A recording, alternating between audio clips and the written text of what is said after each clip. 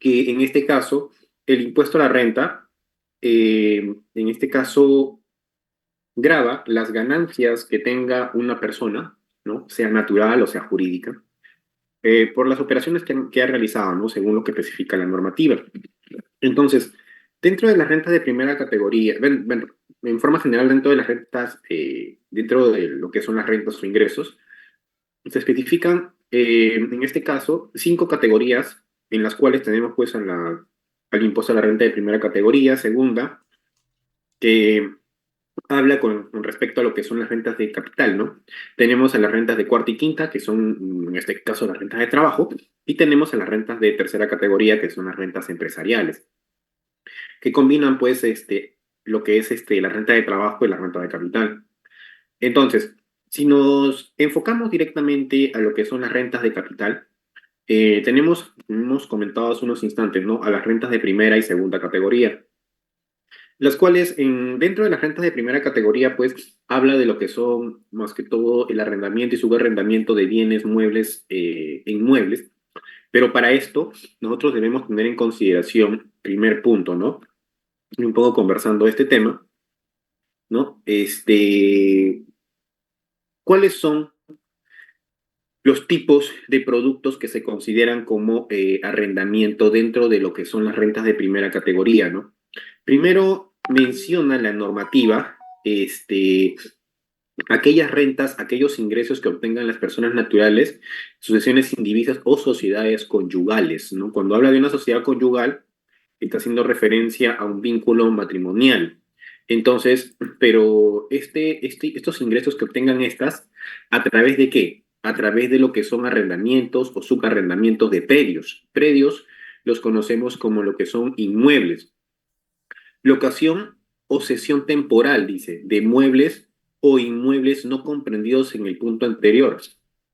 Es decir, ten presente que en este punto nosotros tenemos que ir al Código Civil a verificar cuáles son los tratados bienes inmuebles, porque hay todo tipo de bienes, ¿no? Pero hay tipo de bienes muebles e inmuebles. Entonces, la norma tributaria no define quiénes son bienes muebles o inmuebles, sino entra un parámetro que es el Código Civil. El Código Civil especifica, ¿no? ¿Sabes qué? Estos son bienes muebles y estos son bienes inmuebles. Entonces, dentro de esta normativa que te menciono, los predios, que son las edificaciones, los terrenos, entran como inmuebles, pero hay otro tipo de inmuebles también. Entonces, esos otros tipos de inmuebles que menciona el Código Civil entran en el punto B, ¿no? En lo que son, en este caso, cuando se cede, ¿no? Temporalmente estos bienes. Entonces, eso también lo que debemos tener en consideración. Otro punto muy importante también que proviene del producto, ¿no? Es el valor de las mejoras introducidas en el bien. Este valor de las mejoras introducidas en el bien eh, también debe estar considerado dentro del contrato de arrendamiento, ¿no? Y otro punto muy importante de la renta ficta de predios cuya ocupación hayan cedido sus propietarios gratuitamente o a precio no determinado, ¿no? Cuando hablamos de renta ficta, es una renta, su nombre lo dice, ¿no? Ingreso ficticio. Es decir, cuando en este caso una persona ha cedido sus bienes, pero no ha especificado un precio o lo ha cedido gratuitamente, no lo ha dado. ¿Sabes qué? Utiliza este predio, este inmueble o este bien mueble, no te preocupes, no te voy a cobrar. Pero eso sucede y eso trae como consecuencia que la persona que otorgó ese bien genere un ingreso, ¿correcto? Un ingreso. Para el Estado es un ingreso ficticio estás generándome, ¿correcto? Entonces, aquí debemos tener en consideración en muchos aspectos lo que es el contrato de comodato, ¿correcto? Ese contrato de comodato es aquel contrato de transferencia gratuita, de cesión gratuita. Entonces, esto de aquí, la renta de primera, mucho tiene que ver también con definiciones que nosotros debemos considerar en el Código Civil, ¿correcto? Entonces, el Código Civil especifica muchos aspectos que están en la normativa tributaria, que muchos a veces se concentran solo en la parte tributaria, pero olvidan lo que establece también el Código Civil, que es una norma que va de la mano, porque acuérdate que la normativa tributaria no menciona eso. Entonces, nosotros si queremos ver también la parte práctica, debemos saber las definiciones básicas y de dónde provienen estas definiciones para que cuando nosotros tengamos un caso específico, ese caso podamos resolverlo tranquilamente, ¿sí? Sin estar, en este caso, rompiéndonos la cabeza y de dónde proviene esto, de dónde proviene el otro, o este término de la norma tributaria no lo menciona. Entonces, todo eso debemos tener en consideración, ¿correcto? Entonces, esto es lo que tú debes tener presente. Otro punto a considerar, por ejemplo, si hablamos solo del arrendamiento o subarrendamiento de bien de predios, cuando hablamos de arrendamientos, siempre de manera civil, porque hablemos de manera civil y tributaria, de manera civil debe haber un contrato. De manera tributaria, la norma no lo exige, ¿correcto? La norma no me dice tiene que haber un contrato, no. O sea, porque la norma establece un acuerdo de palabra, ¿correcto? Pero el contrato sirve como prueba fehaciencia para ver la durabilidad del mismo. O sea, cuánto de duración tiene, porque si hablamos de un contrato verbal, la normativa tributaria lo va a asumir que es un contrato a plazo indefinido, ¿correcto? Es un contrato a plazo indefinido. Entonces, es recomendable, sí, que existe un contrato. Y para que le dé mayor fehaciencia a la operatividad, a la operación, en este caso, que el contrato esté con fecha cierta. ¿Qué quiere decir con fecha cierta? Que el contrato esté notarialmente legalizado. O sea, en este caso lo que van a legalizar es las firmas, no más, no el contenido. Entonces, el contrato, sí las firmas deben estar legalizadas. Eso es lo que se especifica. Entonces, dentro del contrato de arrendamiento de predios, en este caso de inmuebles, edificaciones, terrenos, esos son predios, se pacta, ¿no? Un acuerdo como lo que es una merced conductiva. En términos civiles, una merced conductiva es el alquiler, ¿correcto? Entonces, aquí se pacta lo que se va a alquilar. ¿Cuánto? Eso se considera como ingreso. Ahora, dentro del ámbito de las rentas de primera categoría, por ejemplo, se establece bajo un principio fundamental, lo que es el principio de devengo, ¿correcto? ¿Por qué hablamos del principio de devengo? Porque al Estado, representado por SUNAT, en este caso no le importa si a ti no te pagaron el alquiler.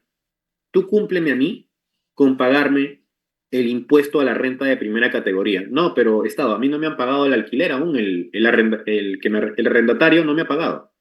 Ese ya escapa de mi responsabilidad. Tú le has alquilado, él está gozando de ese beneficio, por consiguiente, al gozar de ese beneficio, él, esa persona, para mí, ya estás generando ingresos, ¿correcto? Entonces, para mí, Estado, tú tienes que pagarme el impuesto en los plazos mensualmente durante el tiempo que dure el contrato de arrendamiento, ¿correcto? Entonces, tengan presente que estas rentas de primera categoría se basan siempre bajo el principio de lo devengado, ¿correcto? Desde ahí hay que partir.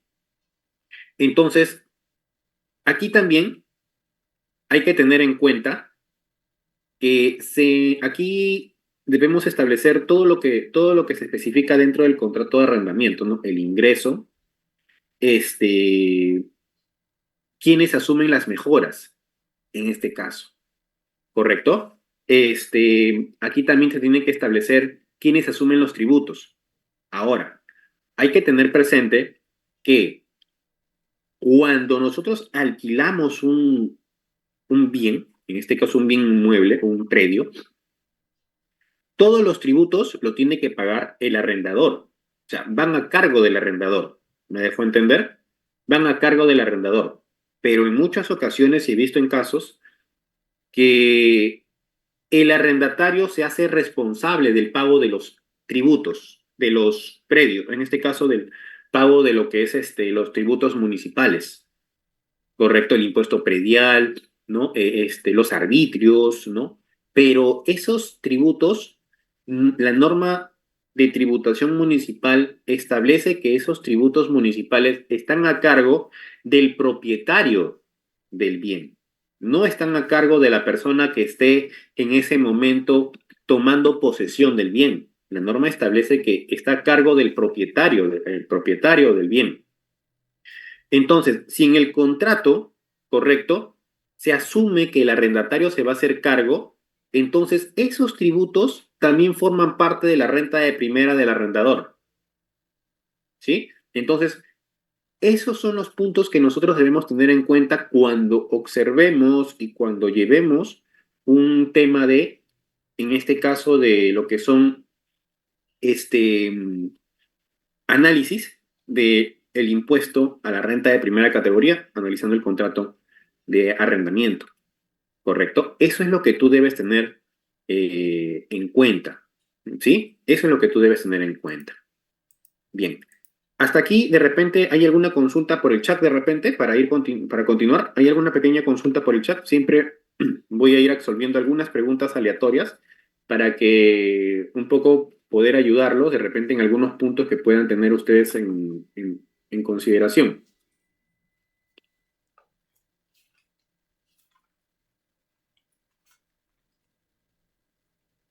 Bien, vamos a continuar. Entonces,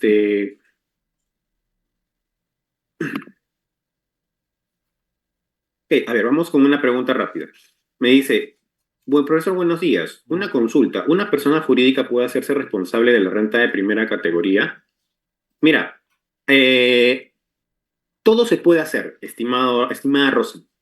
Todo se puede hacer. Pero, todo se puede hacer, todo se puede hacer, ¿no? Todo se puede hacer. O sea, todo, en la parte contable todo se puede hacer, no hay problema, ¿correcto? Porque tengo que ver mi costo-beneficio. Y eso es lo que te entiendo, el costo-beneficio. Pero tenemos que ir a la parte tributaria. Entonces, en la parte tributaria, la norma establece que las rentas de primera categoría son asumidas y tiene que pagar a la persona natural, ¿correcto? Ahora, si la persona que arrendó, la arrendataria, alquiló ese bien y él le dice ya, yo me hago cargo de tu renta de primera, ¿correcto? Para mí, persona jurídica que yo le alquilé el bien a una persona, yo me hago cargo de la renta de primera, ¿correcto? En este caso, de mis arcas va a salir el dinero. Entonces, ese gasto para mí como empresa no es deducible, no es deducible. ¿Por qué? Porque esa renta de primera, perfecto, contablemente es un gasto, pero no es deducible. No es deducible para mí como empresa. O sea, sí se puede, yo lo puedo pagar, sí, pero no va a ser deducible. O sea, contablemente registra, pero tributariamente no es deducible. Correcto, espero haberte ayudado. Espero haberte ayudado. ¿Correcto? Entonces, y vamos con otra consulta aleatoria.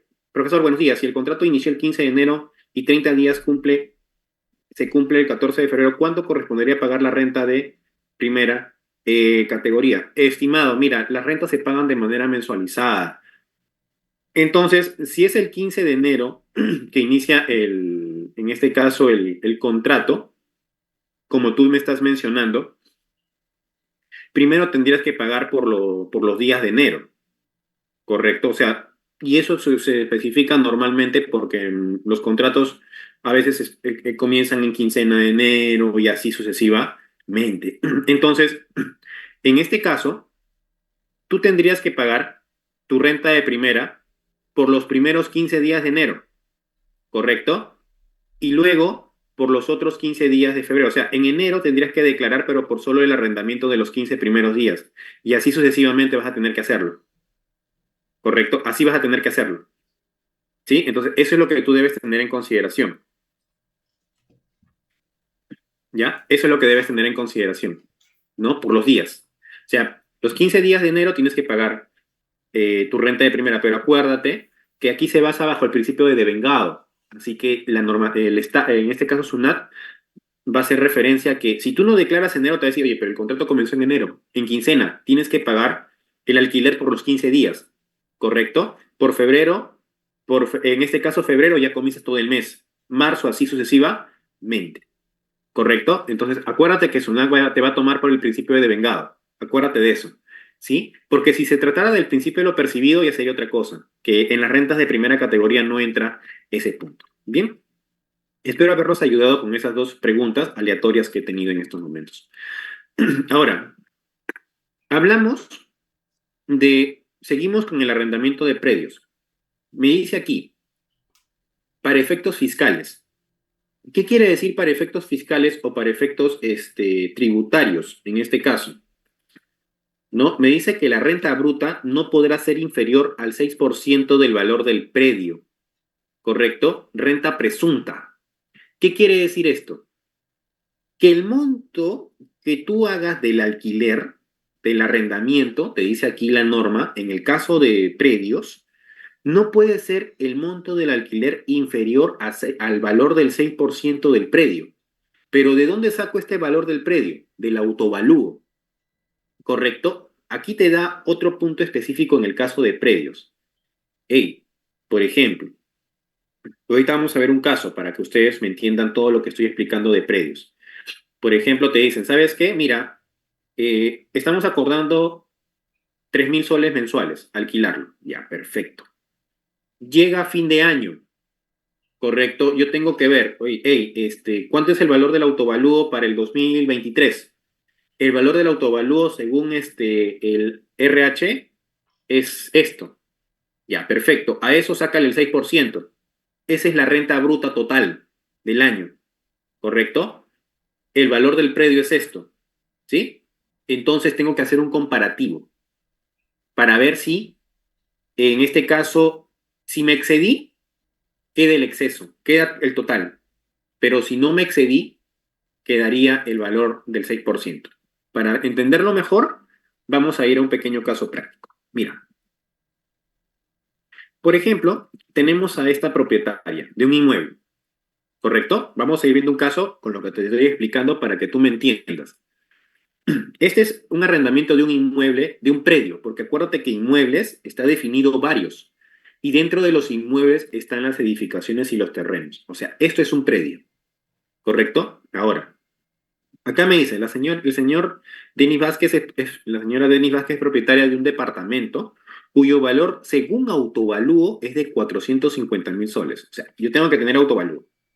Y lo alquila el señor Hugo y Miquén con DNI 435055501 por un importe de 1.000 soles durante el año, o sea, durante todo el 2023. ¿Correcto? Determinar el cálculo de los pagos a cuenta mensuales y el impuesto a la renta anual. ¿Correcto? Eso es lo que tenemos que hacer ahora. Entonces, ¿qué tenemos que hacer? Primero, ¿cuánto es el ingreso del alquiler? El ingreso del alquiler es 1.000 soles mensuales. ¿Correcto? Es 1.000 soles mensuales. Yo mensualmente al Estado tengo que, como arrendador, tengo que pagarle del monto del alquiler el 5% por arrendatario, por alquiler que yo haga. O sea, por ejemplo, yo le alquilo al señor Pepe Lucho y yo tengo que pagar el alquiler que le he hecho al señor Pepe Lucho, identificándolo a él. Yo alquilo, tengo otra propiedad y le alquilo a Carmen Vera. Entonces, esa propiedad, correcto, yo tengo que pagar al Estado por el alquiler de esa propiedad, identificando a Carmen Vera. O sea, yo pago la renta de primera por cada alquiler que haga, por cada alquiler que haga, ¿ok? No se paga en conjunto como en las rentas de tercera categoría. En la renta de tercera sumo todos mis ingresos y lo declaro total. No, aquí es individualmente. Individualmente, acuérdense. Entonces, de esta persona, 1.000 soles, y se hacen pagos a cuentas mensualizados. Los pagos a cuenta mensualizados equivalen al 5%, ¿correcto? Al 5% de la renta que se perciba. Entonces, en este caso, el 5%, ¿cuánto sería? 50 soles. O sea, 50 soles es lo que yo he ido pagando mensualmente. O sea, mi persona, el arrendador, ha ido pagando mensualmente, ¿correcto? Yo establecí 1.000 soles, te voy a colocar el alquiler. Perfecto. ¿Cuánto se han realizado los pagos durante todo el año? Porque dice que se ha generado todo el 2023, o sea, de enero a diciembre. Estamos hablando de 600 soles. Bien, ya calculé la renta de primera, cuánto se ha pagado mensualmente y cuánto se ha realizado en pagos durante todo el año. Los pagos se realizan mensualmente según el cronograma establecido por SUNAT, ¿no? En fechas máximas. Correcto, es igual como las rentas empresariales, lo mismo. ¿Cómo puedes hacer la declaración? A través de mis declaraciones y pagos, ¿correcto? Ingresas por mis declaraciones y pagos, nueva plataforma, y ahí vas a encontrar la opción que dice rentas de primera categoría para llenar los datos y puedes pagarlo a través de un NPS o puedes hacer el pago a través de tu billetera móvil, a través de tu tarjeta de débito de repente, ¿no? Generas con tu tarjeta de débito, se va a generar una ventana en la cual vas a ingresar los datos de tu tarjeta y con eso se paga directamente tu renta de primera. Más fácil y sencillo, en vez de ir a estar haciendo las colas a un agente BCP en el cual te puedes demorar mucho tiempo. Bien, entonces ya tenemos ese punto. Ahora, viene el paso 2.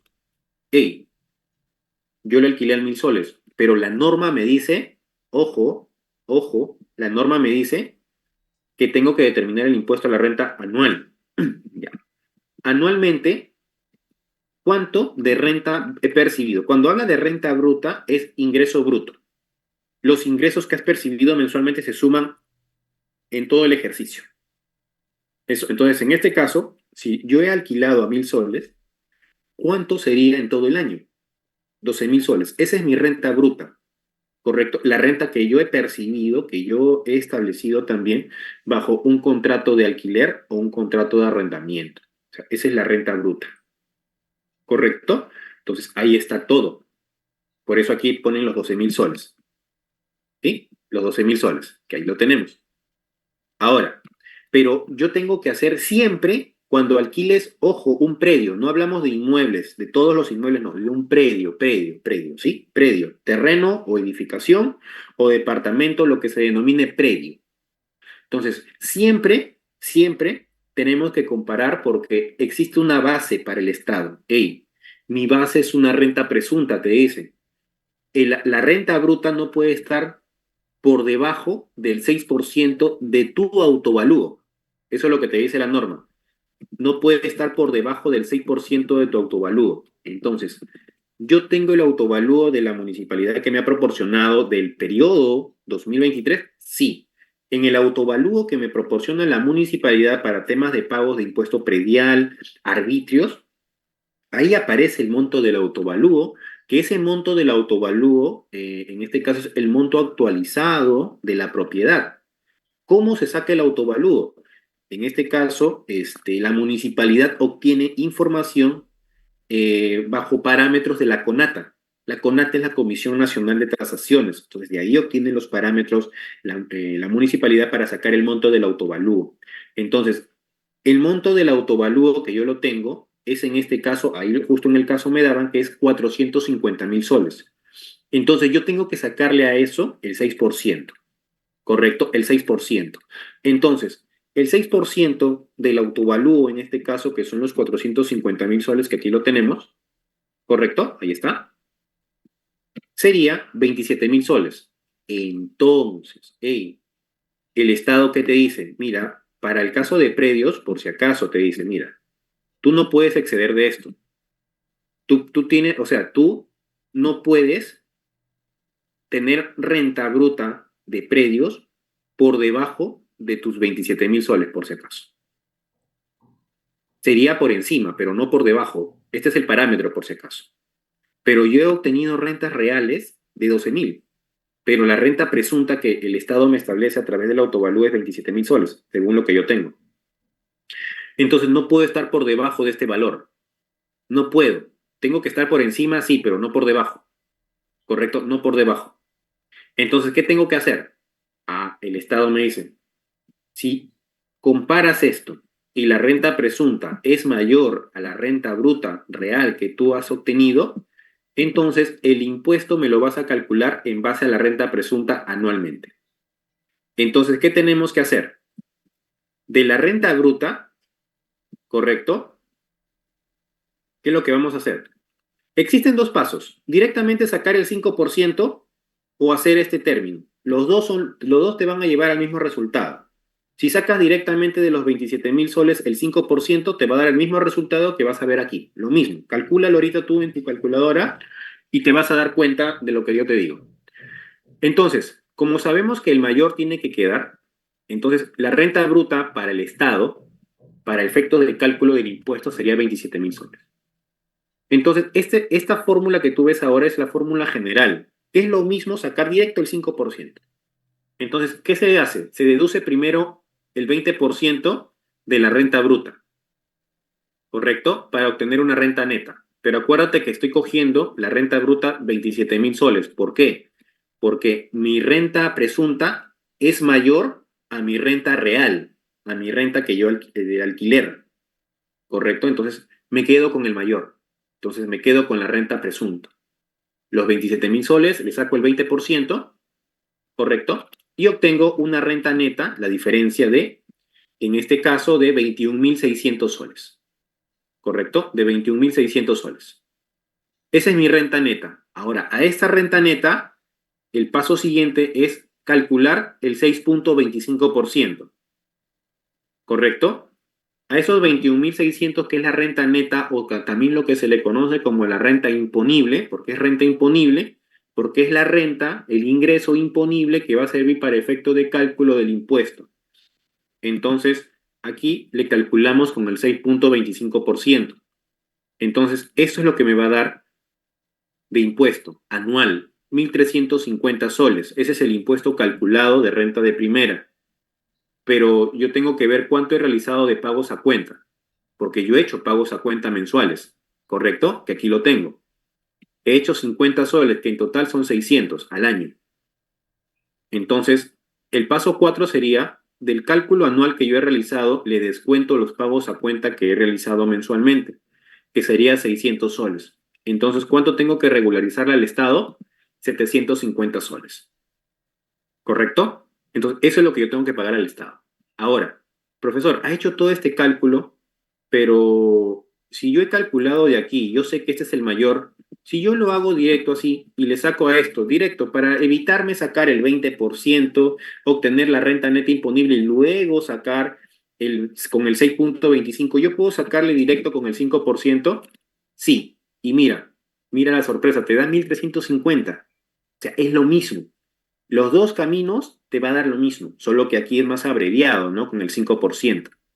Entonces, este punto tú debes tenerlo en cuenta en el caso de predios, ¿correcto? En el caso de predios debes tenerlo en consideración. Bien, entonces, espero que haya quedado muy claro lo que justo estábamos comentando. Eh, en este caso, sí, justo, estimado, te he comentado justo ese punto. Por eso, ahorita justo hemos explicado eso, para que lo entiendas muy claramente, porque existen dos mecánicas. La norma te explica el 6.20% de la renta bruta con el 6.25% o en su defecto con el 5%. Puedes aplicar cualquiera de los dos, pero como te he demostrado, con el 5% directo sale más rápido todavía, lo obtienes más rápido, ¿no? Entonces, puedes utilizar cualquiera de los dos.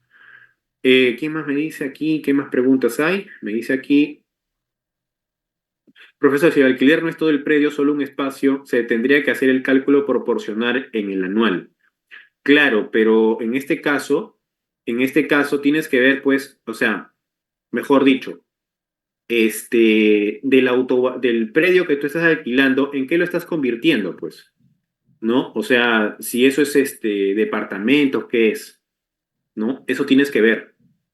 O sea, si tú tienes un predio, correcto, en el cual, pues, por ejemplo, tú dices, ¿no? De todo el predio, el autovalúo vale tanto y yo estoy alquilando, pues, la cuarta parte. Entonces tienes que calcular en base a la cuarta parte, nada más, lo que tú estás arrendando realmente. Porque no estás arrendando todo, porque una parte lo estás utilizando como casa habitación y la otra parte como alquiler, pero, eso tiene que estar especificado en el contrato de arrendamiento, acuérdate. Muchos quizás no lo comentan y solo especifican los casos prácticos de repente o se resuelven los casos y ya está, pero hay que hablar siempre con la normativa. Siempre en el contrato de arrendamiento tiene que especificarse paso a paso todo lo que tú vas a hacer. El contrato es un acuerdo, así como un contrato de trabajo, el contrato de arrendamiento es un acuerdo. Entonces, en el contrato de arrendamiento tiene que estar especificado paso a paso qué estás haciendo, cuántos metros estás alquilando, para qué, porque cuando te llegue, o sea, si en algún momento, no digo que te va a llegar una fiscalización, pero si en algún momento te notifican, tú explicas, no, se ha alquilado solo esta propiedad porque la otra parte es casa habitación. ¿Qué quiere decir casa habitación? Que tú vives ahí. tú no lo alquilas. Entonces, en el contrato tiene que estar especificado. Y más aún, si el contrato tiene fecha cierta, o sea, legalizado notarialmente, muchísimo mejor aún. Es muchísimo mejor. Entonces, ahí ya puedes dar mayor fehaciencia a tu operación, estimado. Entonces, espero haberte ayudado con esa pregunta. ¿El arrendatario tiene DNI? Claro, en este caso el arrendamiento sí se puede pagar con si el arrendatario, en el contrato se estipula que el arrendatario tiene DNI y sí, sí se puede pagar con el DNI. Tú le puedes colocar los datos del DNI, ¿correcto? Sí se puede hacer eso. Sí se puede hacer. Por ejemplo, no vamos a hacer una simulación de un alquiler, por ejemplo, ¿no? Y esto es lo que yo hago siempre en las charlas que tengo y vamos a ir viendo todo en el curso que vamos a ir desarrollando nosotros, por ejemplo, ¿no? Para hacer temas prácticos. Vas a ingresar aquí, operaciones en línea, vas a ingresar a nueva plataforma, ¿correcto? Por ejemplo, yo voy a ingresar así, rápido. Yo soy una persona natural. Puedes ingresar con tu RUC, usuario y clave, yo tengo, pero yo ingreso siempre con mi DNI para hacerlo más rápido. Ya está. Ahorita voy a ingresar. Perfecto, miren. En este caso, estamos esperando un momento que cargue.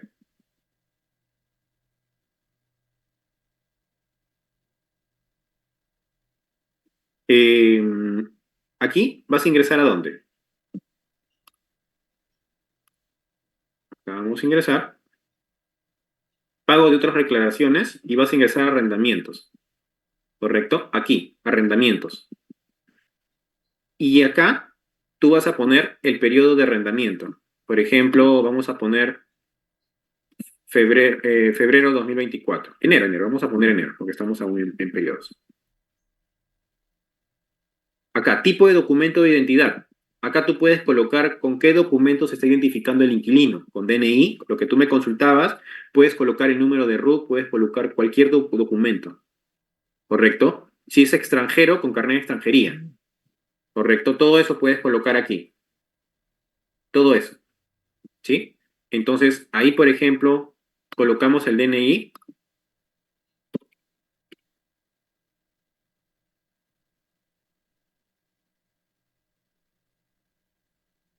¿no? Por ejemplo, colocamos ese DNI y acá el tipo de declaración en automático te va a aparecer original porque nunca lo has declarado. El tipo de bien, a ver, acá te aparece esto, predio. Acuérdate, el predio es edificación, terreno. Ese es un inmueble. Código Civil lo menciona, pero se le denomina predio. Predio, acuérdate, ¿ah? Cuando tú alquiles es predio. Muebles u otros serían inmuebles. O sea, muebles u otros son aquellos bienes inmuebles de repente, ¿no? Ahí por eso es muy importante revisar el Código Civil que nos menciona, para que tú puedas calificarlo correctamente. Predio. Acá pones el monto del alquiler, ¿correcto? El monto del alquiler. El monto del alquiler, por ejemplo, yo le voy a poner 8.000 soles. Y acá en automático ya te calcula el tributo resultante. Y acá también te calcula el interés en automático, ¿correcto? Bien en automático tú lo puedes colocar también, ¿eh? Y acá pones el importe, cuánto vas a pagar.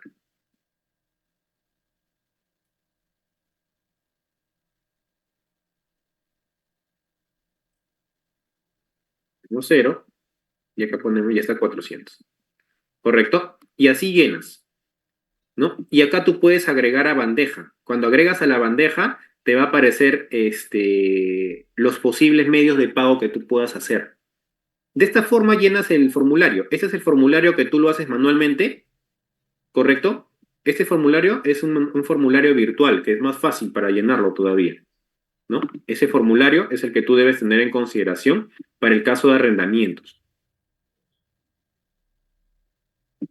Estimada Rosario, a ver, creo que tu pregunta debe ser más clara y precisa. La pregunta sería, si el arrendador puede pagar con su DNI, el arrendador tiene que tener RUC, estimada Rosario, porque si no tienes RUC, ¿cómo puedes pagar? ¿Correcto, Rosario? Entonces, debes tener un RUC. Si no, ¿cómo estás identificado ante una? Tienes que sacar tu RUC para que se active en tu ficha RUC tu renta de primera categoría. Correcto, en tu ficha RUC tiene que activarse tu renta de primera categoría. ¿Me dejo entender? O sea, esa es la pregunta clara y concisa, ¿sí? Entonces, espero haberte aclarado las inquietudes. Bien, Me dice, si alquila solo el primer piso y la casa tiene dos pisos, ¿cómo se considera el valor del autovalor? Ya lo explicamos, Ana, hace unos instantes, cómo deberías hacer en esos casos. Ya justo lo explicamos. Este, Me dicen, perdón, una consulta, un familiar tiene un predio, pero ella está en el extranjero, ¿cómo puede alquilarlo? Ah, ya, en este caso, estimada Jesús, lo que se recomienda en estos casos es que deje una carta poder legalizada, por esa carta poder legalizada o en este caso a través de escritura pública, correcto, ante un notario. Debe dejar un poder elevado de escritura pública. Ese poder va a servir para que la persona que en ese momento ha quedado responsable pueda realizar el alquiler, como representante pueda hacerlo, correcto, puede hacerlo como representante, Jesús, ¿sí? Sí puede hacerlo. Si el familiar está en el extranjero, puede hacerlo, sí, como representante. Espero haberte ayudado. A ver, dice, los intereses moratorios son aquellos intereses en los cuales tú no has pagado el impuesto en los plazos establecidos, ¿no? En los pagos establecidos no. Me dice, buenos días, si te pagan en dólares, se toma en cuenta el tipo de cambio del día del pago o el tipo de cambio del último día del mes. En este caso se toma en cuenta el tipo de cambio del día del pago, estimada Flor. Eso es lo que menciona la normativa tributaria.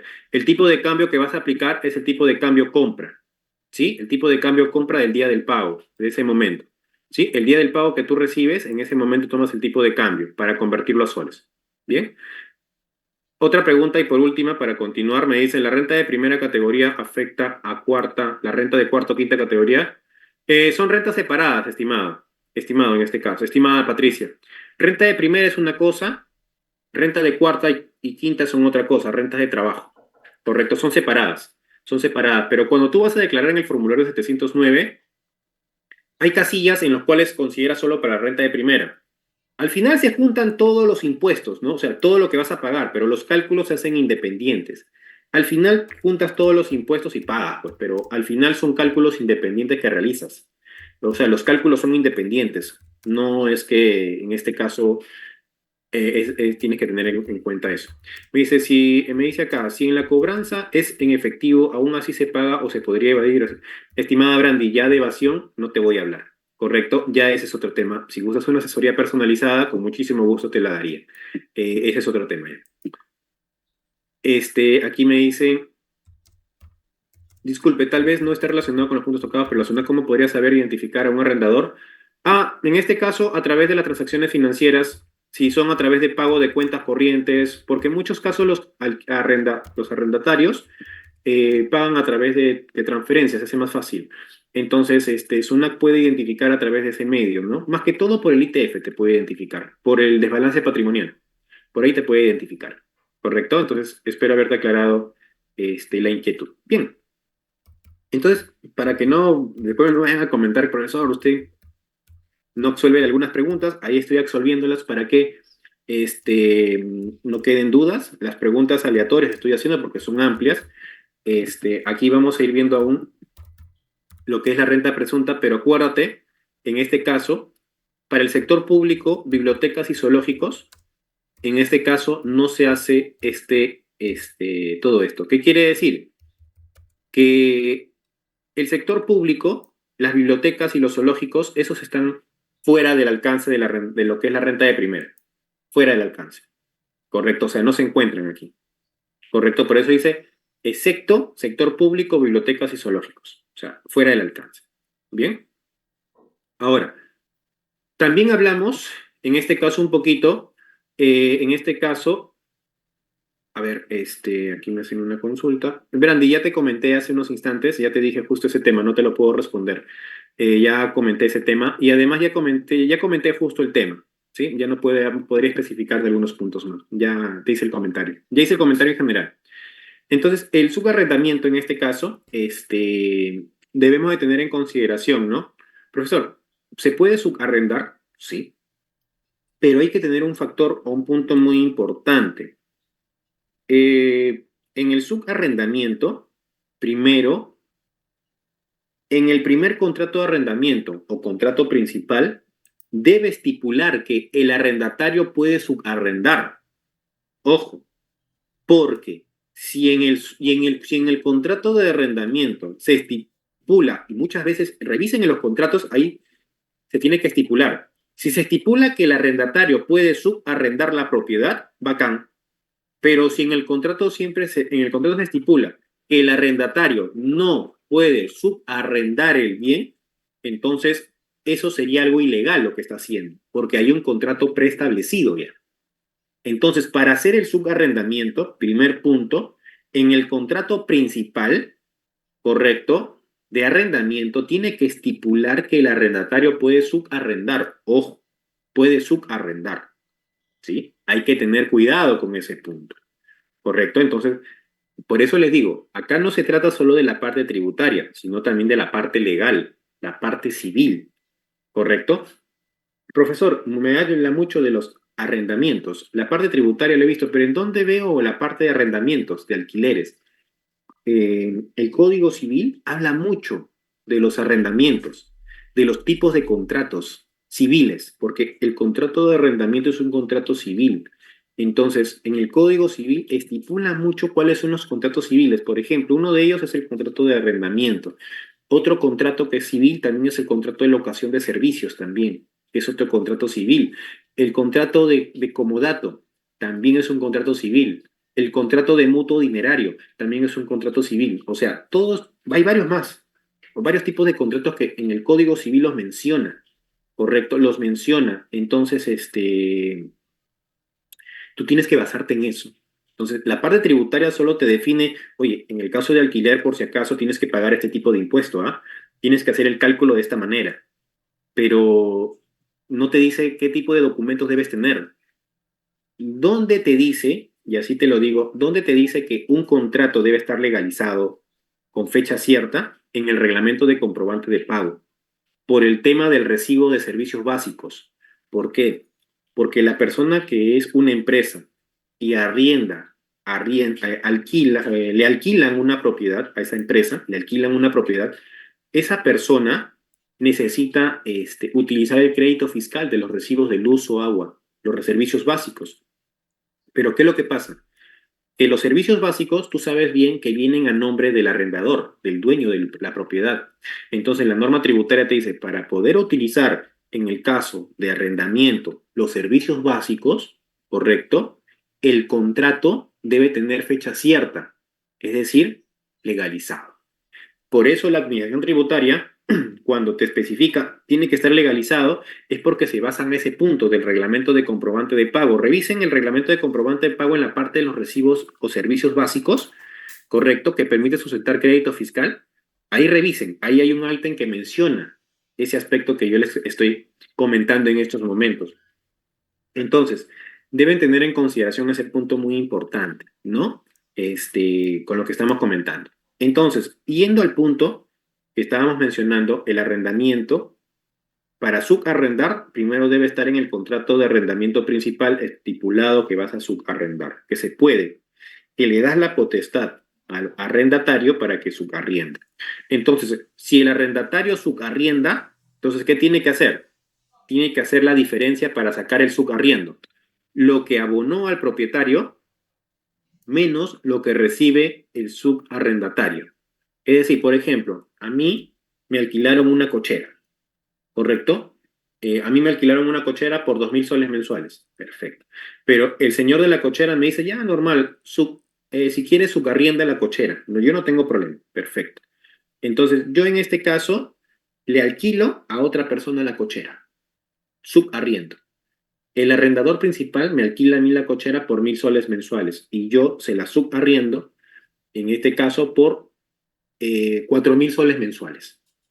¿Correcto? Entonces, ¿qué tengo que hacer para mi persona sacar el impuesto de renta de primera categoría por subarrendar esa propiedad? Resto los 3.000 soles, los 4.000 soles que yo recibo por el alquiler, por el subarrendamiento que realizo, le resto con lo que yo le voy a pagar al arrendador principal, ¿no? En este caso, por el arrendamiento que él me está haciendo, o sea, 1.000 soles. ¿Cuánto sería la diferencia? 4.000 del subarrendamiento que yo recibo menos 1.000 del arrendamiento que yo pago sería 3.000. En base a esos 3.000, yo voy a calcular el impuesto a la renta de primera categoría, es decir, el 5% calculo directamente. O puedes hacer la fórmula con el 20% de la renta bruta y después a la renta neta le sacas el 6,25% para obtener la renta anual. ¿Puedes hacerlo de esa manera? Sí. ¿Correcto?